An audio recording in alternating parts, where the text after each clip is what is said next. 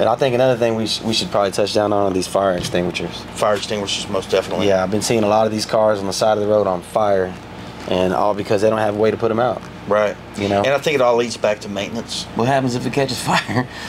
My car already caught fire. Did it?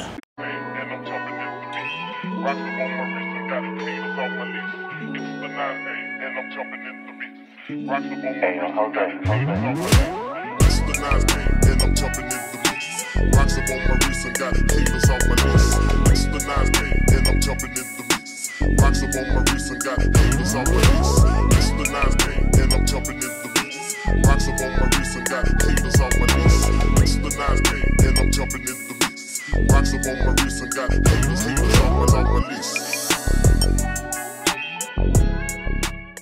Welcome to another episode of Bobby Hill's Outdoors. Today we are starting the Lowdown Lows sit-down kind of talk show, getting informative in the Texas lowrider scene. If y'all have watched some of the past videos, I've kind of announced it that this was coming. So we're just going to kind of introduce ourselves. I am Bobby Hill. This is Jamie, a friend of mine, a great friend of mine I've known for a long time. So I'm going to be the host. This is going to be kind of the co-host. So we'll get started. We have some guests lined up that will be coming, but right now this is just kind of introducing me, Bobby Hill, and then Jamie. We're just going to kind of get right into it. We're kind of in the shop right now. Just a little simple studio setup, you know, low budget. We're going to kick it off like this. Anyways, so, you know, everybody knows me as Bobby Hill in the lowrider world here in Texas. This is Jamie. Jamie, you want to introduce yourself? I've been riding with Bobby Hill for a long time. We actually used to live together for a while, you know, rode in the same, you know, car club for a while. Yeah, we were roommates. Yeah, we were roommates for back in the days. Yeah, young, yeah. We opened up our first shop when I was about 16. I don't know how old you were, probably 18. That was pretty cool. That was a good experience. Yeah, been doing it since I was about 12 or 13. Been around lowriders ever since then. What was your first experience with a lowrider? Where you would say, like your first memory as a kid, maybe coming up? Oh, you remember the first time you saw a lowrider? Oh yeah, I know exactly the day. I was about 7 years old, and my cousin came down from Waco, and he came inside, visited, and he was leaving. When he left, we walked outside to walk him out, and he had this beautiful teal Monte Carlo, like a 70-something model. Like late 70s? Yeah, square headlights, one on top of each other. Oh no, those early. Yeah, early. So he had one of those, and then it was laying on the ground, and I asked my dad, I was like, how does he drive it like that? Gen. Yeah. And he was like, it's got hydraulics in it. And I was like, what's hydraulics? And then he raised his car up, and that changed my life forever. Oh, nice. Yeah. Like when you first saw, like, him hitting the switches, man, like that was... Well, I seen the car the way it looked, and it was laying on the ground, and then it just raised up, and I was just in awe. And from then on, I had one goal, and that was having something to do with hydraulics in the future, whether, you know, selling it or repairing it or installing it. I ended up doing all three. So how old do you think you were then? I was about 7. 7 years old. Nice. Yeah. So do you ever remember him popping the trunk and like checking the setup out, or no? No. It was just like a vivid just that memory, yeah. Switches. Just that memory, yeah. Yeah. That's how it starts. That's all good. I think so. The first time that I saw hydraulics was on like a, man, I must have been, I had to be 10 or 11 maybe, and it was at the gas station right across the street from Wheels and Deals on Texas Avenue. Mm-hmm. It was a candy green Suburban. I'm pretty sure you know who I'm talking about. I'm not gonna say any names, but yeah, he was big back then, you know, in the lowrider scene. But it was a candy green Suburban, and it was on like some all gold center Dayton's, like 15 by 10s, whatever, and he had hydraulics on, yeah. And I was like, dude, look at that. That was crazy. I heard stories about that ride. Oh man, it was like iconic. But then it didn't, like, I liked it. I knew I liked it then. I don't remember it like, you know, I'm gonna build a lowrider one day. I think when I actually figured out one day I was gonna build a lowrider. I was already driving then. I was looking, you know, it fascinated me, but I was already driving, and one of my friends, he was like, man, I lowered my truck, and he was like, hey man, and it was like a sport truck type stuff. You know, I was 16. I was 15 when I got my first truck. It was a little Mazda, the old school Mazdas, like a 70-something. It was pretty awesome. It wasn't nothing, but it was awesome because it was just something to drive. But anyways, a buddy of mine, he passed away now, rest in peace, Michael.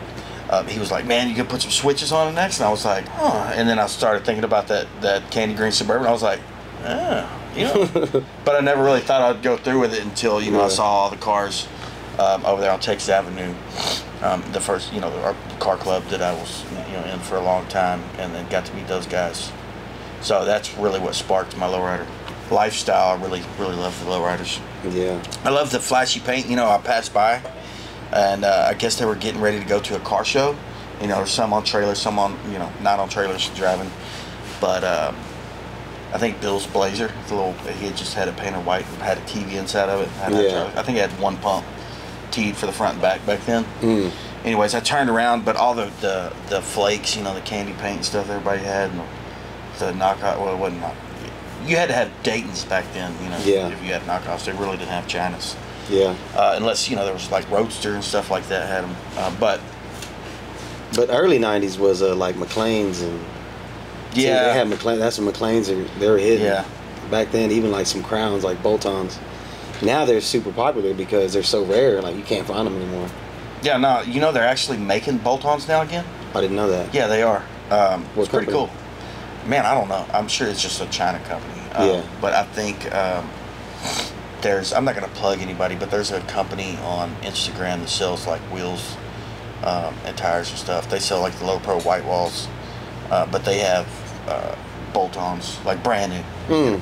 That's pretty cool. That is so, cool. I mean, like, you can go back, you can build the lowrider that you wanted, like back in the days that you had. Because I remember when I graduated from a 15x8 Dayton, which it was a Dayton, don't get me wrong, but they didn't have no, like, white wall in a 15 back then, like Low Pro, like I was running.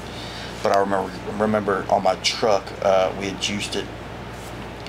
I found a set of 15x8 Daytons at the pawn shop on Texas Avenue in Bryan, here in Texas. It was, all chrome, 72 spoke, 15x8s, 3-prong gold Dayton knockoff. Man, it was the bomb. And it had black wall Low Pros on it. One pump to the front. Who put that pump on for me? Bill. I was going to say it wasn't Jason or Bill. No, it was Bill. He did it at Lance's. We put it on the front. I bought the pump from Fidencio, the president of our car club at the time. Yeah. And that was like an old school Reds pump or something. But yeah, just one pump. But I remember graduating, getting rid of the Daytons, which, but they were 15x8s. But getting 14x7s with a 175/75 white wall, that was like. That's when the truck looked good. Yeah. Looked good. And then we went to, I saved my money up and went to a 2-pump setup that I bought from, it was out of Austin, Fat Boys Hydraulics in Austin. This was back in like 97, 98. Yeah. Maybe 97. Anyways, it was in Lowrider magazine. They had like a little ad. Shorty used to have an ad in the back. There wasn't no internet back then. No. I mean, it was like straight up. You got to call. The beginning days of dial-up. You know what I mean? Yeah. And hope somebody would answer the phone. Yeah. But anyways, I called them to get a price on a 2-pump setup, and they had Roadster pumps.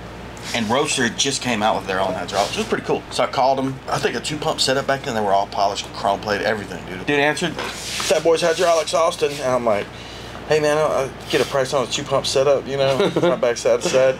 And he's like, yeah, I think it was like $6.99 back then, Yeah. Which was a lot of money.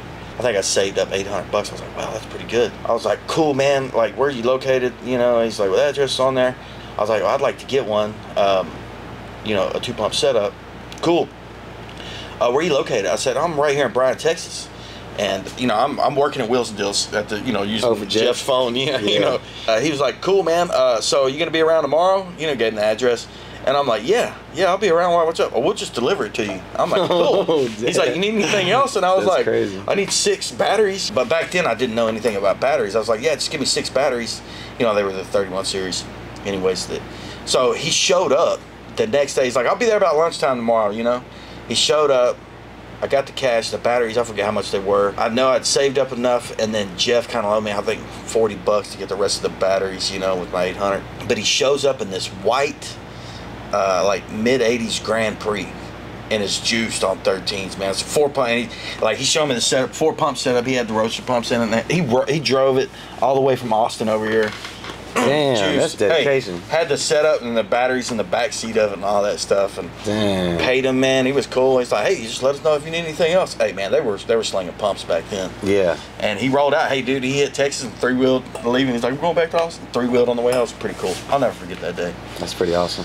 Yeah. So, anyways, that's kind of how it all started and unspiraled, out of control. Then the family thing hit. Where it kind of started family, kids and stuff like that. So I really didn't get to put too much money into the lowriders. But we did, you know, I built a bunch of, I built some Blazers, a couple different Blazers, you know, juiced up. I think you did like 2 or 3 Blazers. Yeah. Blazers, man, I had all kinds of stuff, you know, throughout the days, Monte Carlos and Cadillacs. Remember, I built you had a 62. Yeah, I got Beetles on 62. I actually traded them the first luxury sport I ever bought for that. That was cool. Then Beetle painted that one. It was candy brandy one with red flakes. You know, I got the doors off of that car for mine. You did? Yep. Yeah, man, I heard. Whatever happened to that car? It was sitting on West Side, wasn't it? Yeah, I don't know what they did with it, but I know I got the doors off of it. Yeah. You still have those doors? Yeah, they're for my other 87. Oh, nice. Yeah, I'm gonna. Remember we shaved the handles and the mirrors and the one we cut the top on. Yeah, I remember cutting the top off of that. Yeah. That was Joe Puente's old car, right? Yeah. Okay. Yep. Yeah. Yep, that was Joe's Yeah, we got car. it to the shop and cut the roof off. We whacked the top off. We went cruising for like what, a week or 2. You know, it looked good. It was fun. And then my Uncle Chris saw it and he was like, "Nah, we're gonna put this motherfucker back on." Yeah. So, No, he did. So he put it back on. We welded up the windows, welded up all the handles and all that, mirrors, shaved everything. It looked cool. I had poppers on it. I remember that when we straight up cut it off with a Sawzall, dude. Yeah. And then we went cruising. It was on 13th. I remember that car was beat up real bad. Yeah.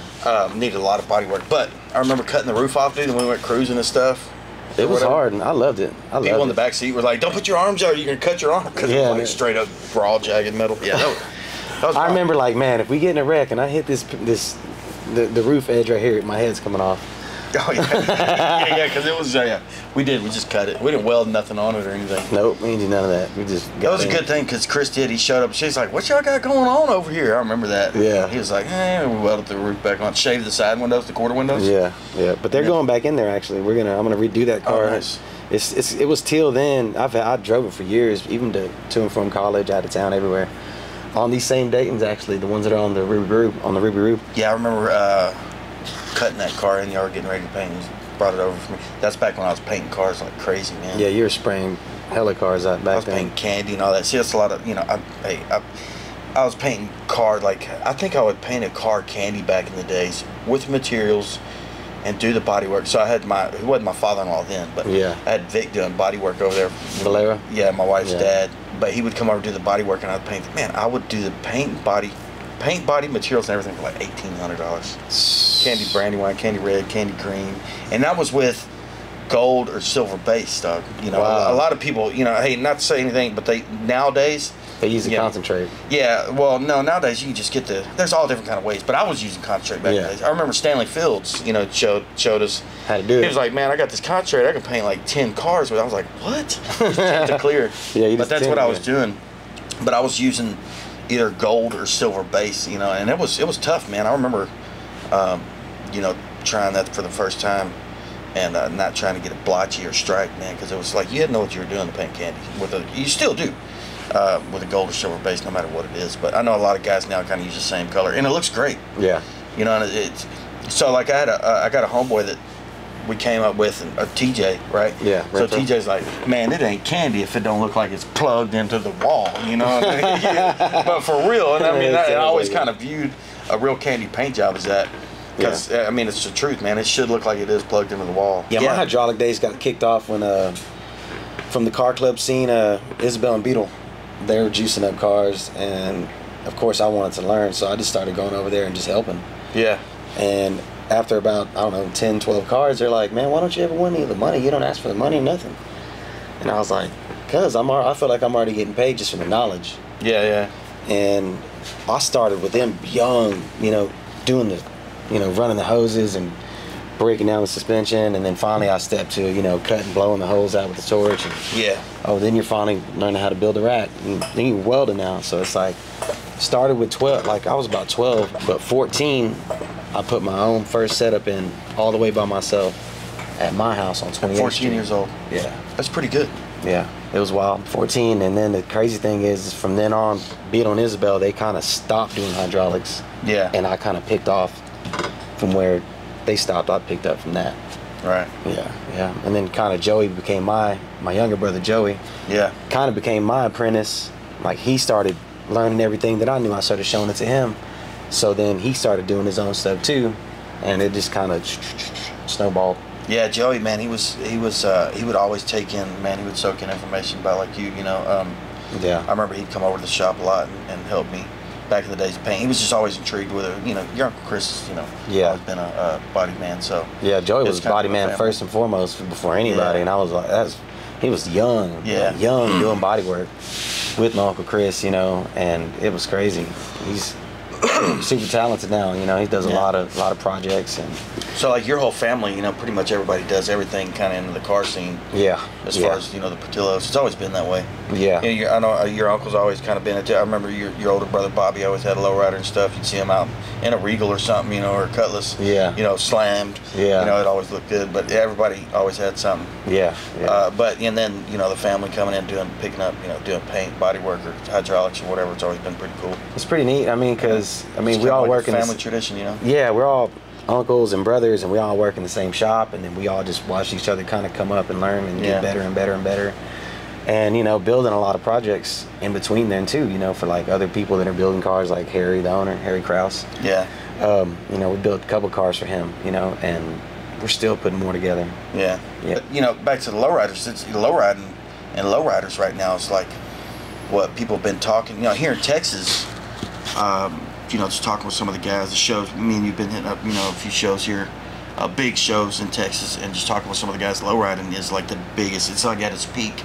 We're going to talk about this kind of probably with our first guest, and if they want to talk about it, if not, whatever, and kind of get everybody's opinions. But I think that, so, you know, there's like a deal going on where Joe Ray from Lowrider Magazine, the main editor, kind of stepped down. I don't know what's going on. I just kind of, everybody says stuff on the internet. I won't really take it, you know, for what it is until it comes out of the horse's mouth. You know, one day maybe we might have Joe Ray on here and we can kind of ask him about it, or Lowrider Magazine, you know, it's kind of shooting for the stars, but it could happen. Joe Ray left Lowrider Magazine and started Original Lowriders, and it was kind of more for the movement.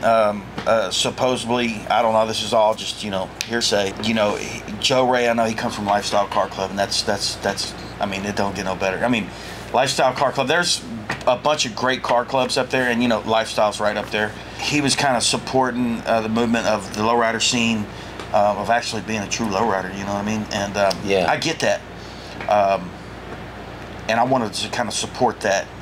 Of course, I didn't feel like, you know, when he came to Texas, and he's had the show here, I don't know, that's the first original, no, it wasn't the first, it was the first one I showed him. I went to one last year, but I know I was following him, and he would plug all the shows that he was doing, right? Original Lowriders, and I don't know what the reasoning behind this is. It could be maybe he was just backing it, I don't know. But I know when it came to Texas, Dallas, he hardly plugged the Dallas Lowrider show that he was putting on, Original Lowriders. And I really, you know, I wanted to support him. I still do.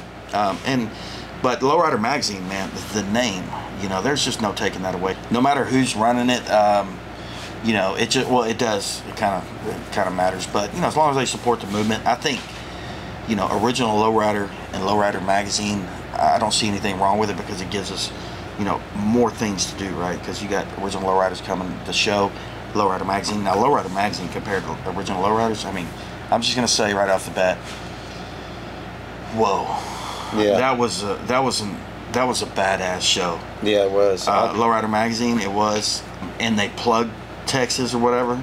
We put in some work, man, getting these cars ready. I mean, I know you worked your ass off on your car and my car. Yeah. Like, I bought that car a month before that show. Took it to the show, to Original Lowriders, and I think you were still working on your car a little bit, getting it ready, doing some chrome plating under the hood and stuff here and there. Yeah. Took it to that show, and I didn't even place, you know, and I think, what did you get? First, second place? Third place? Yeah, I got third place at Original Lowrider. Yeah. Hey, and it's tough to place at any show in Texas with G-bodies, man. Yeah, there's plenty of G-bodies. Yeah, there's a lot of G-bodies. Yeah. You got to really come with it. So then we went to so that ended, and I think it was 2 months later, Lowrider Magazine came to Dallas, and that's when we got the luxury sport. We was like, had to reinforce, or just hit the stress points on the frame, and like a mini wrap, chrome plate the whole suspension. You know, I remember Pete, you know, pulling the rear end apart, first thing we did, and send it off to chrome, because we were kind of on a time crunch. Yeah. And some other parts, but anyways, yeah, went there. You took it to Houston, right? And then you had to pick it up and then take it to Dallas, just to get it done on time. The rear end? Yeah. No, I never took it to Houston. Because okay, they got that's it kind done? of when the hurricane hit, and they were. I'm not gonna plug any shops right now. If you want me to plug your shop, though, You know, hook Bobby Hill up. I'm not asking for any hookups. I really appreciate people's work, and I don't, you know, I don't want anything for free. But if you want to give me something for free, have your people call our people. Yeah, you can reach me at. Oh man, just leave a message in the comments. Anyways, no, he didn't have any power. And a month before that, the tree fell in there. Yeah. So I had to take it to Dallas, and I got it knocked out, man. I'm not gonna lie, man. Polito's chrome plating in Dallas. You know, I will give them a shout out because they got that thing done in like a week and a half, a little less. Yeah. Do you mind telling me how much you have in chrome on this thing? Nah, I don't really want to talk about prices, but we will talk about pricing. Okay. Chrome plating is getting expensive, right? Yes. I think the EPA is shutting down a lot of shops in California, I've heard from some of the guys over there, which totally sucks, man. But yeah, so over here, I think all the guys in Texas are kind of catching on. You got to, if you get overloaded, man. I mean, and prices going up. It sucks, but that's just a part of it. Hey man, you want chrome, you got to pay. Yeah, no, you do. But it's totally worth it in the end. I remember I built a 87 Luxury Sport back around 2007, 2006, 2007, somewhere around there. Oh yeah. And that was the first car I ever did any chrome suspension to. I remember it taking me forever to kind of gather the pieces, send this off, and then I think Westside Nicky, back then I was getting a lot of chrome from him already done. You know, G-bodies, Cadillacs, and stuff like that, and Impalas.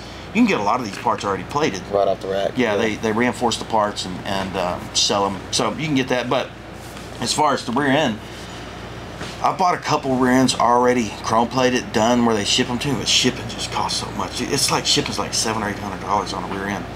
Taking a trip. Yeah. So I was like, we're just gonna take it apart. Pete, man, he gets down. Pete at Lynch Auto Works, man, he's a beast on you know, plating the frames and doing the reinforcements. Yeah. But he reinforced the rear end on the Luxury Sport. Yeah, and I was like, I'll just take it to get it chrome plated, and it was still expensive. Yeah. Oh yeah. I mean, it wasn't expensive as like I think the last. So I built a Cadillac a couple years ago. A Cadillac, sold it to individuals. One of my buddies in Individuals Car Club.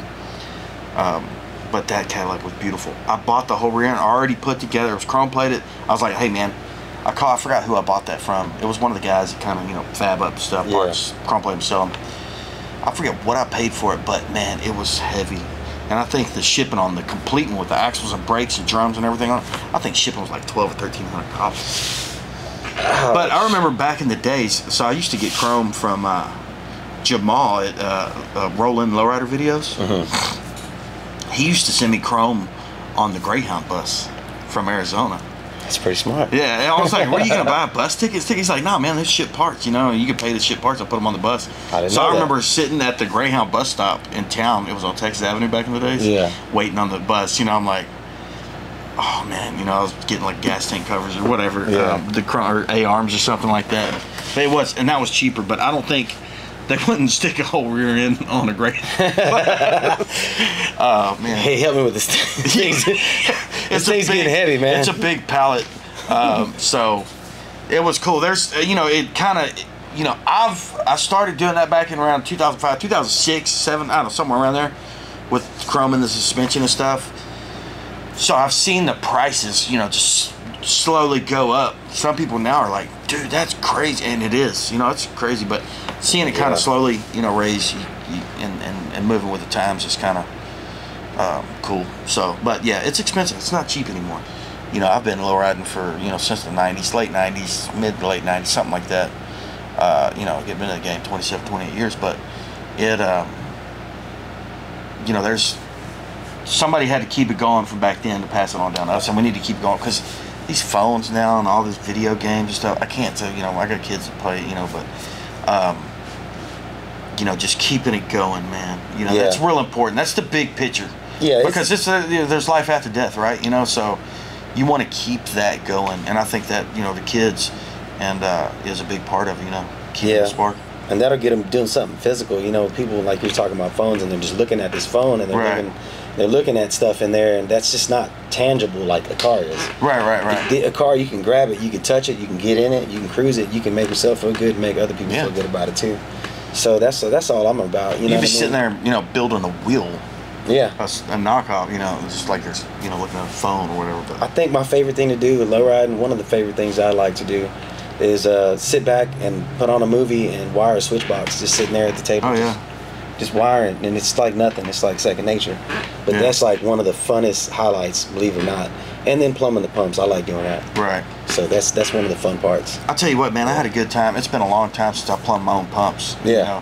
You know, because I'm always busy, always doing stuff. But I did them in the Monte Carlo, and I hardlined them. You know. First Oh, yeah. time. You did a I good think I job. tried a long time ago, but you know the tools for hardlining, man, are expensive, even expensive. So I Yeah. figured, you know, hey, man, if I can get the tools, I'm gonna do it myself, and then I could kind of do it for, you know, other people or buddies, you know, friends, stuff like that.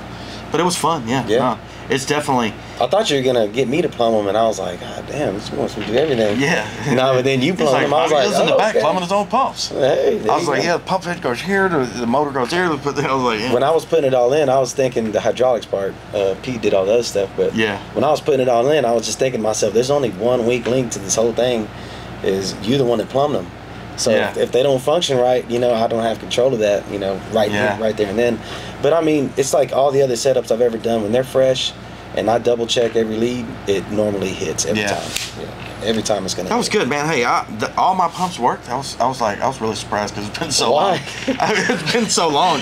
It really has. But I think And you you're know, not the first person to think hey, that either. hey, 'cause- yeah, hey, man. Nobody's perfect, man. I love learning. Yeah, I just learned how to hardline, right? Yeah. And I'm mid 40s, man. So you know, is the day that you stop learning or saying, hey, man, I don't want to, or I know everything, then that's the day you know you It's die. gonna- You know, Yeah, so no, I mean, you no gotta matter learn. what age you are, it's always good to keep learning. So I was pretty happy. Hey, we had a couple little leaks. Yeah. Tighten them up. No problem, dude. From your plumbing though, let's just make that clear.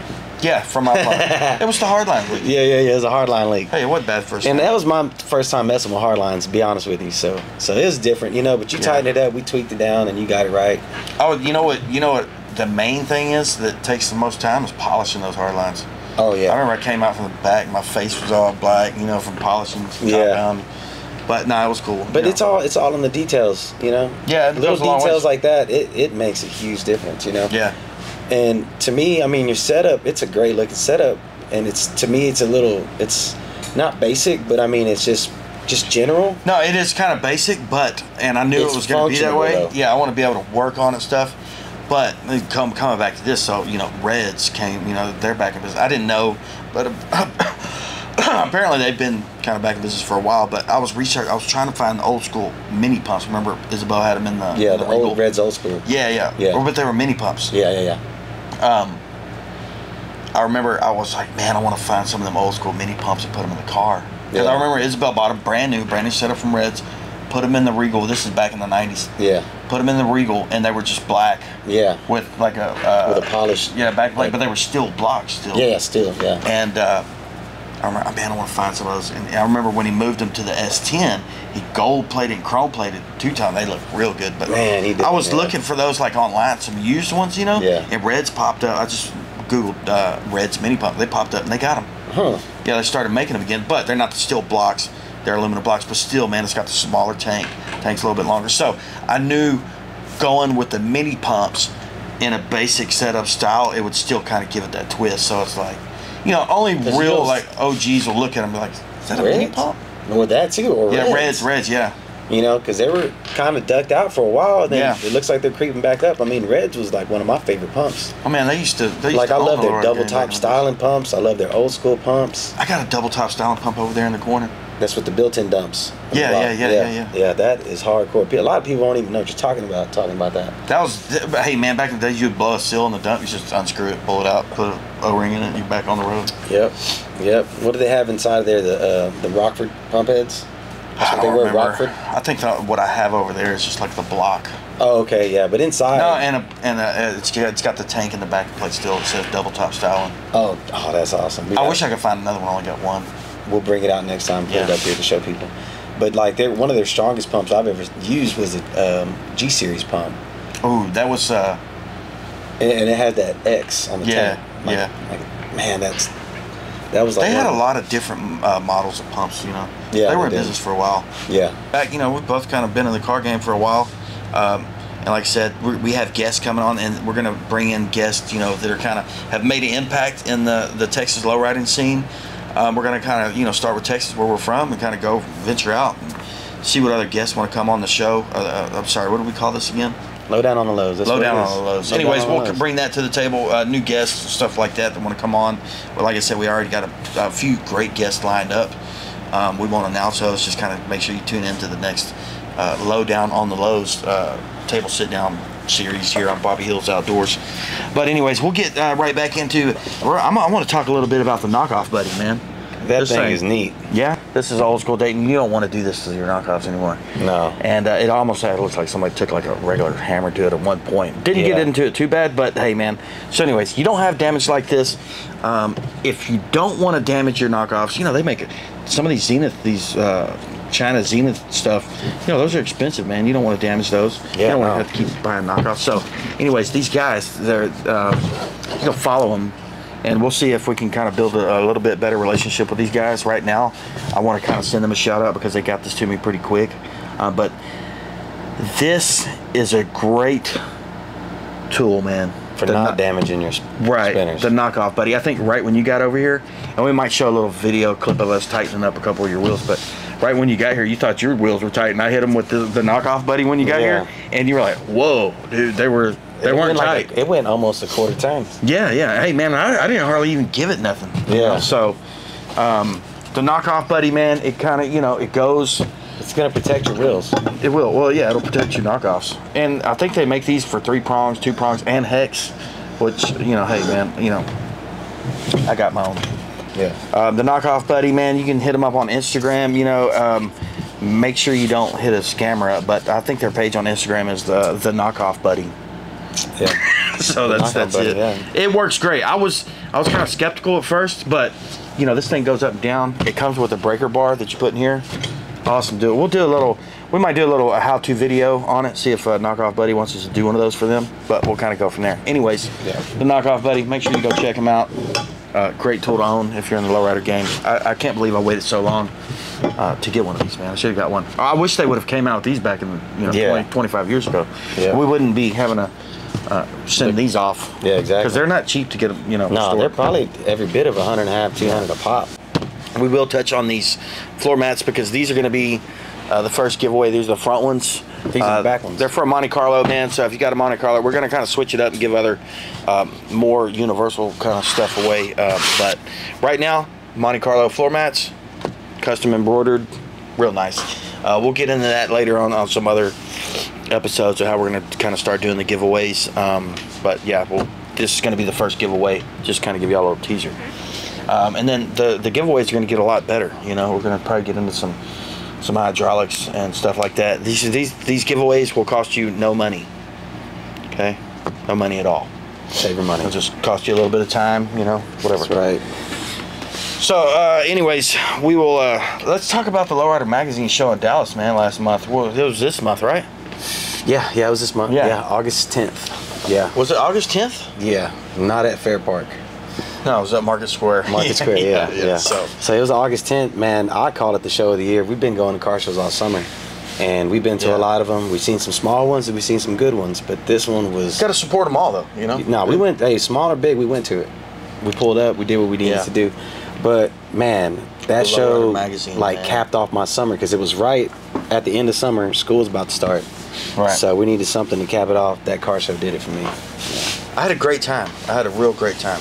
The cars there, man, were like top notch. There was a lot of great cars, man. I mean, really, man, Texas came out and shined. They did. I mean, you know, I think we got a bunch of great cars. I think we got a lot of great people in Texas, you know, that we could potentially, you know, interview or kind of come on the show and talk about the scene. We'll get people from shops all over, you know, whatever. Even, you know, I've seen some of the guys that don't get enough attention, you know, in the car scene and the lowrider scene. Yeah. We could kind of get them on because, you know, they're off people's radar and they need to be known, you know, stuff like that. So, to the small guy to the big guy, you know. Yeah, definitely. Get it. But yeah, Lowrider magazine earlier this month was great. That was a great show in Dallas, Texas.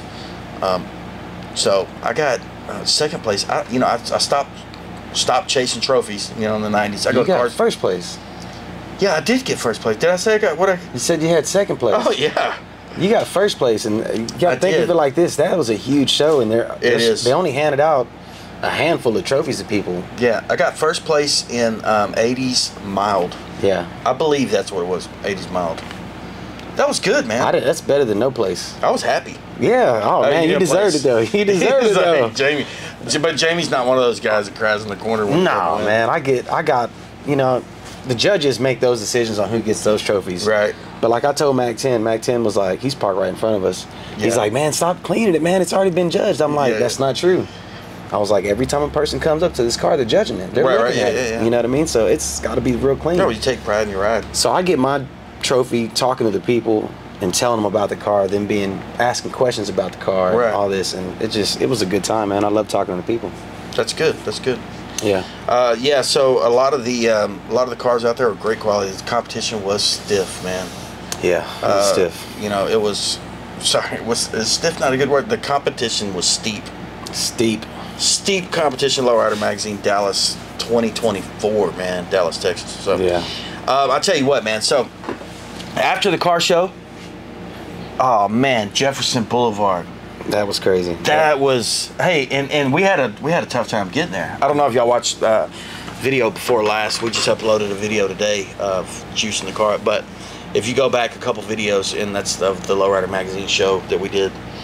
But man, so you know, we put the car together at the last minute, my car, you know, and like all the suspension, I never even drove it besides on the trailer and off the trailer into the show.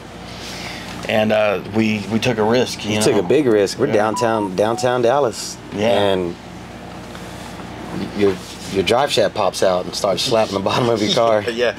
Christian was in the car. I'm a video guy. It was his first time in the Lowrider.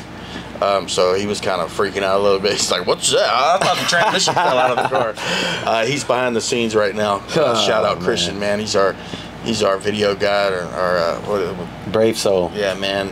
Yeah.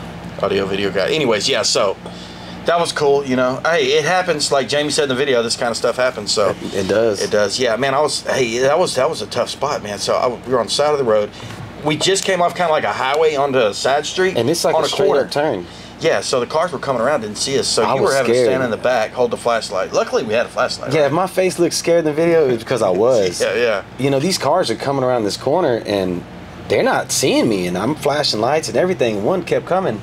Yeah. And finally, I'm like, hey! And he finally moved over. I'm like, man, we need to get off this road. Yeah, it was tough. So yeah, that's scary. The drive shaft's right next to the exhaust, so it's almost just as hot as the exhaust pipe. Yeah. And I'm like burning my hands. I think I still got a burn on my arm. Yeah. But I'm trying to get the drive because it slid out of the transmission.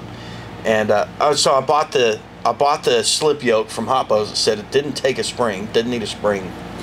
Apparently it does, or I didn't do it. But yeah, I needed a spring. I ordered a spring. I stuck it in there. You know, it came in. You know, the week after. Stuck it in there and drove it through town, test drove it, did good, didn't come out. So anyways, we had that issue, got the drive shaft back in luckily. So I was laying on the ground. You probably couldn't tell in the video, but I don't think Christian got too much of it, but I was kind of worried about everybody's safety because we were on the side of the road. My man, don't worry about videoing too much because we need to watch these cars. So anyways, I was laying on the ground on my back with you had the little pin light in my mouth. Yeah. The car was lifted all the way up. So when I'm underneath a car with hydraulics, I'm always scared because, hey, man, all it takes is a seal to blow and it's coming down on you. Yeah. But I'm under the car's lifted all the way up, and I'm trying to shove the drive shaft in, but I'm trying to line the splines up. So I'm pushing with my right foot the front passenger wheel to try to move the car so the splines will line up on the drive shaft and the trim. It was crazy. But I got it back in. Yeah. It was a tough spot. We got to Jefferson all the way at the end. We're like, dude, it's dead down here. Yeah. We didn't know where to go. It was our first time there. And we finally found it though. We rode down a little bit. Man, dude, it seemed like it was just like never ending. A mile or two of just lowriders, man. Parked on the side of the road. I mean, the unity out there with everybody, man. All the car clubs, man. It was great to see. It was but just lowriders as far as you could see, man. Cruising, having a good.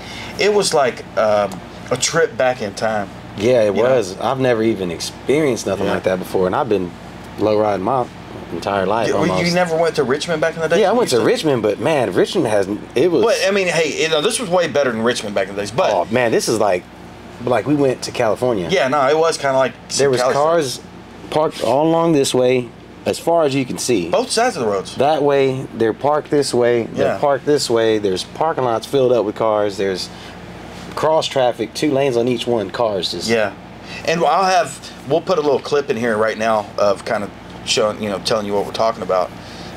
You can see. And of course, if you're in Dallas, you already know what we're talking about because y'all cruise, I think, once a week over there in Dallas on Jefferson. So that's yeah. We're gonna. So I was talking to one of the guys. It was just awesome, man. I mean, they cruised, man, all night. Of course, I parked my car on the side. I had some friends kind of hold me a spot down. They knew I was having some issues. That was good. Shout out Damien over there in Houston, man, great guy. From Individuals Car Club, they kind of held us a spot down because they knew we were having issues. But anyways, Jamie got out. He's like, man, I'm gonna go cruise. I'm like, shit, man, go out cruise, dude. Man, Jamie was hell on them switches, man. He was having fun. Yeah, man, I'm always having fun in that car. Anyways. Yeah, that was good. So I was talking to Damien, and he was saying that, the car clubs that come for that weekend, after the show, each car club will kind of pick their own mess up. Yeah. Clean up all their trash, and then the local car clubs come in either late that night or early the next morning and pick up all the rest of it. Because, man, they're not trying to mess that up. Man. No, I wouldn't mess that up either. The city's pretty good. The cops, the cops were pretty good out there as long as you're not staying parked in the middle of the street or anything like that. It's good, and there's nothing going down. Everybody's getting along, man. The unity out there was great. So. Yeah. I ended up calling a flatbed because I didn't want to risk. I felt like the drive shaft was probably going to fall out again because obviously once it comes out, it's going to come out again. Yeah. And I was already, I think, low on transmission fluid because it was leaking out the whole time I was trying to put it in there. Yeah. So we called a flatbed in and got it, brought back to the hotel. Yeah. And we were going to try to make the picnic the next day. I was just worn out. I know you wanted to go, man, but I wanted to, man. I want to go bad, but you know what, man? Everything happens the way it's supposed to. So if we didn't end up going to that, that's okay. Yeah.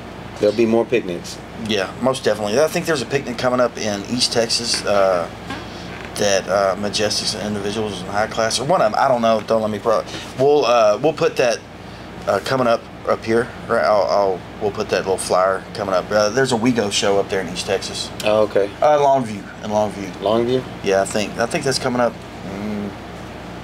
Man, I don't know. We'll put the dates up there. We'll put the flyer to be in the dates. I don't know if I'm gonna make that one. I'm gonna try. I just got so much stuff going on. Yeah. Coming up in September, man. So many birthdays with the kids and grandkids, and mine and my wife's anniversary and stuff like that. But no, that was a great experience, man. And they said they do that once a month. Yeah. Now I know it probably won't be as packed like it was because of the Lowrider show. There's a lot of people that follow that Lowrider magazine tour, from out of state. I think people come from out of the country for that, but it was the last show before Vegas Super Show Lowrider magazine, so it was a big turnout. But they say it's a pretty good turnout. Every once a month they do it. So yeah, I'd like to get back down there and ride. Oh, I'm definitely. We definitely know what we got lined up for next summer. If there are no car shows are coming, and we need to get out and ride. We can go down there. Definitely gonna have to be up there. Yeah. Those picnics are, and that wasn't even a picnic, but that cruise was just awesome. Oh yeah. Yeah. If you ever want to experience something like that, man, go to Dallas, Jefferson Street. I think they do it Jefferson Boulevard. They do it every first Sunday of the month? I'm not sure, man. Did he say? I think it's every second or third. Okay, so don't quote me, but anyways, on one of those days we'll let you know what it is. But man, if you ever want to see something like that or experience it like we did, go down there. You know what I mean? It's not going to take you nothing. You're not doing anything. We'll get one of the guys from Dallas, to come hop on the show and stuff, and I'm sure they can kind of clarify it when it goes down because Dallas is a whole scene. Oh man, I'm telling you, man. Like I was telling you, Texas Lowriders, man, made a statement. Man, they're on it, man. Shout out to everybody that went to them car shows because man, everybody's cars look great. Yeah, everything was clean. Everybody showed up and did their thing. Yeah, it was. I had a blast. It was good. I can't wait for next year. Yeah. Oh man. Hey man, we're gonna be coming, even harder next year, dude, because we got more upgrades. I don't know if I have my other car. I'm building a '57. Yeah. I know about that one. It's in the works. I mean, you're building a '62, but these are cars that take time. Yeah. Take time and a lot of money. So hey, if not, dude, we got the Monte Carlos and stuff. We can. That's right. And if you got a convertible rack for a 62, oh yeah, put a comment, leave a link, leave a number. Yeah, I need that. Need to get that convertible rack for 62. For a 62 Impala, half off. The tub. You need the tub too. I need all the metal, all the inner workings, the rack, the pillars. You're gonna do a conversion on it. Yes. Yeah. Some people frown upon it, but man, hey, dude, it's convertible. At the end of the day, it's convertible to me. Well, they might frown upon it, but they're not the ones putting that in. Right. I don't think that it's frowned upon. I think it's frowned upon when you buy one. It's like, man, it wasn't a true convertible. Yeah. But you don't ever sell your cars. No, I don't sell nothing. Nothing I got for sale. Not even a little bit. No, man. I'm gonna do all the work from the fabricating to the painting to the body work to the hydraulics to everything. I think you need the tub, the rack, and then the top part of the windshield. Right. Should be good to go. Those trims where it locks in. Yeah. Yeah. So if y'all know anybody that has one, let me know.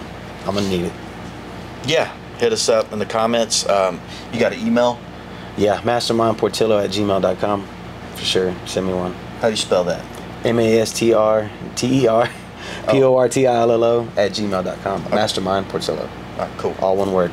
So if you got a convertible rack, man, with a tub and stuff for an Impala, hit up Jamie. Yeah. 62. Yep. Anyways, I think I'm good. You know, on Pete is working on the 57 now. Yeah. As we speak, you know, he's doing all the metal work. When all that he's replaced a lot of metal. So the floors, the rear floor, we've already taken the body off. He media blasted the whole car. You know, we got a lot of stuff going on there. Replaced the whole firewall, did the smooth firewall with the recess for the LS. Replaced the a lot of metal work's been done on it. New fenders, deck lid, all that. But it's a hardtop, 57 two-door hardtop. That Joker's gonna be clean. Yeah, man, I can't wait for it to come out. You know, it's my dream car. Really, my dream car is a 57 rag. Yeah. But you know, hey, I might convert it. You can buy those. You can buy the tubs and everything for 55 through 57. So yeah, that was a great show. We'll kind of move on. You know, another couple things. I'm gonna get back into this giveaway stuff. So we got these Monte Carlo floor mats. You know, it's beautiful. You see those? They're stitched up. But this will be our first giveaway, and we're gonna get into details on the next episode of the Low Down on the Lows sit down talk show on series here on Bobby Hills Outdoors on how you can enter that. It's probably going to be something just kind of like and subscribe, something along those lines. I got a Instagram page. Just go on there and follow and tag 3 buddies. Something along those lines. It's not going to cost you any money. Everything goes well, man. We're going to keep doing the giveaways. We'll get into some hydraulics, maybe some wheels, some tires, Yeah. It's 520s or something, Hey, we'll get into it. But we'll start with some smaller stuff and then get big from there. So, anyways, again, the knockoff buddy, we'll plug them one more time. Great tool. Make sure you check them out. Just keeps you from damaging your knockoffs. And, so we might do a little video. We're going to get with the knockoff buddy and go from there. You wanted to talk a little bit about white walls, man. That's kind of a big deal, Yeah. I know this is just kind of an introduction, and we might cut this out, but that's okay, man. This is like a PSA for all y'all out there riding. Yeah. If you got wire wheels, I don't care if they're Dayton, True Spoke, McLean's, Supremes, it does not matter. Zeniths, you gotta clean those white walls. You've got to clean your white walls, man. It's not that hard. It's not that hard. A little bit of effort goes a long way. And your wheels, they need to be clean too, man. Don't hit the streets and your stuff looks like, hadn't took a bath in like 3 months. You've been sitting up under a carport under a tree or something. You gotta clean these cars. This is simple things like that matter. I think we can we'll touch on that. But I think with the right cleaner and the right technique of doing it, it makes it easy. We'll do a how-to on it. Yeah. Easy. It's simple. Yeah. And I think another thing we should probably touch down on are these fire extinguishers. Fire extinguishers, most definitely. Yeah, I've been seeing a lot of these cars on the side of the road on fire, and all because they don't have a way to put them out. Right. And I think it all leads back to maintenance. What happens if it catches fire? My car already caught fire. Did it? Yeah, under the hood. It was engulfed in flames. Did you have a fire extinguisher when it happened? Yeah. Oh. But I used water. It was a natural instinct. You used water, and my neighbor was like, Jamie, no, don't use water. Oh man! I said I can't help it. And it didn't even have time to separate the two and bounce off anywhere. I smoldered it, man. Now, it was in flames. Flames. Like when I started the car, I seen like steam come up my glass. Yeah. And I was like, it was like on fire, and I popped the hood and I opened it. It was in flames. What caught fire? Oh, so my fuel line that I thought I used fuel line, I used vacuum line. Oh. And I guess it just melted a hole and it just started spewing. And then it caught a spark and that was it. Yeah, it was crazy. But anyways, you got it out. It blemished the hood. I had to repaint the hood. And I had to do that before that car show. one of these car shows we were at this summer. So these are kind of subjects we'll touch on, and we can touch on that with some of the guys coming in from these hydraulic shops or the do-it-yourselfers that are real big into it. yeah, So we'll kind of go from there. yeah. Make sure you tune into the next episode. We should be dropping it here in about 2 or 3 weeks of lowdown on Low down on the lows. lowdown on the lows. Lowdown on the lows. Lowdown on the lows. Yeah. You should like do a lowdown on the lows with like Ron Burgundy type stuff, like Low down on the lows. the Human Torch deal. That Yes. could be put into perspective, Yes. like your trunk catching on fire. That's right. The You will be a human torch if your hydraulic fluid catches on fire Yeah. from a solenoid getting stuck and your disconnect's hanging out the trunk and it's too far to get to. Right. We got to talk about the safety, man. We got to get down on this because, man, We will. We're going to touch a lot on the safety. I think. I'm man. itching and I want to talk about it, and it's for everybody's well-being, anyways. It's for the betterment of your car. I mean, you got thousands of dollars and man hours in it, and it could all go up in flames if you're not careful. So, Right. we'll talk about that though. For sure. Yeah. We'll touch on that most definitely, man. So yeah, that was just kind of me and Jamie introducing ourselves and what's going to kind of go down here. The table setup might kind of change a little bit. The background, as we go, because we're gonna have 1 to 2 guests on here at a time, from the same shop or camp or whatever. So we'll get that going. We're still kind of working the details out here, but so far this is what it is. If you want to plug your product or something, want us to plug your product, go ahead and send me an email at mike@fatlipusa.com. And we'll kind of go from there, but we've already got a few lined up that we don't have on here yet. We're going to kind of save that for the next one or the one after. But yeah, they're piling up. So if you want to do that, we're open to that. That's cool. If not, whatever. We're going to keep carrying on. So that's going to wrap it up, I think. Yeah. For this until the next episode of Lowdown on the Lows at Bobby Hills Outdoors. This is a small series we're doing for the Texas lowrider scene. If you would like to be on the show, feel free to hit me up at mike@fatlipusa.com, and we'll kind of go from there and see if we can get you on. Can't guarantee that we're going to get everybody on, but we'll try. So yeah, man, anything you want to say before we sign off here, man? Nope. Had a blast talking about everything. Bobby Hill, Jamie. signing off here at Lowdown on the Lows series on Bobby Hills Outdoors. We'll check you out on the next video. Make sure you hit that like, share, subscribe button. It helps the channel out tremendously. It keeps letting us give you these giveaways and bringing you these pretty cool sit-down table talks for lowriders and stuff like that. Hey man, thanks for watching this episode. We'll see you on the next one. Peace.